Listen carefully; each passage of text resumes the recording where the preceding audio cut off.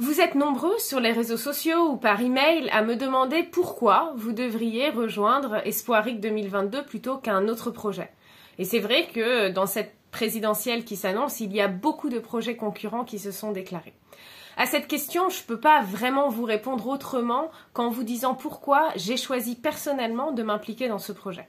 Et il y a 4 raisons qui ont fait que le projet d'Espoiric 2022 a retenu mon attention et vraiment a été un projet unique dans tout ce qui est proposé. La première raison, c'est que le projet d'Espoiric 2022 est le seul qui ne vise pas à concentrer le pouvoir, mais au contraire à le diluer.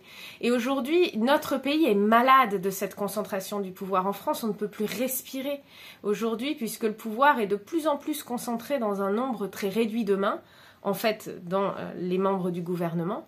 Et avec Espoiric et l'idée de permettre à chacun de proposer des modifications constitutionnelles et à l'ensemble des citoyens de les voter, alors on diffuse le pouvoir à l'ensemble de la société et chaque individu possède une parcelle de pouvoir beaucoup plus forte. La société, alors, notre beau pays, respire et va retrouver son dynamisme.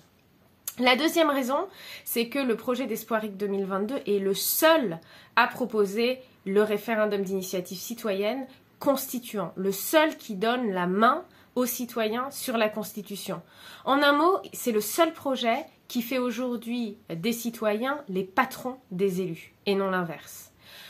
Troisièmement, et le troisième point qui me tient particulièrement à cœur, c'est que c'est le seul projet présidentiel qui respecte la diversité d'opinions qui existe dans notre pays. Nous ne sommes pas d'accord sur tout, et chacun, dans ses opinions, dans ce en quoi il croit, doit pouvoir être respecté.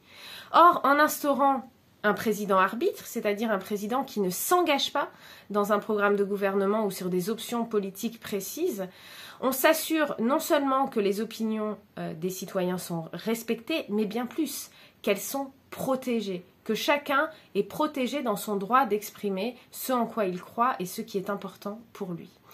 Enfin, dernier point, et ce n'est pas le moindre, le projet d'Espoiric est le seul qui propose une proposition extrêmement précise et très claire et un calendrier qui explique dans quelle temporalité, de quelle manière la réforme constitutionnelle, le principal engagement du programme sera mis en place.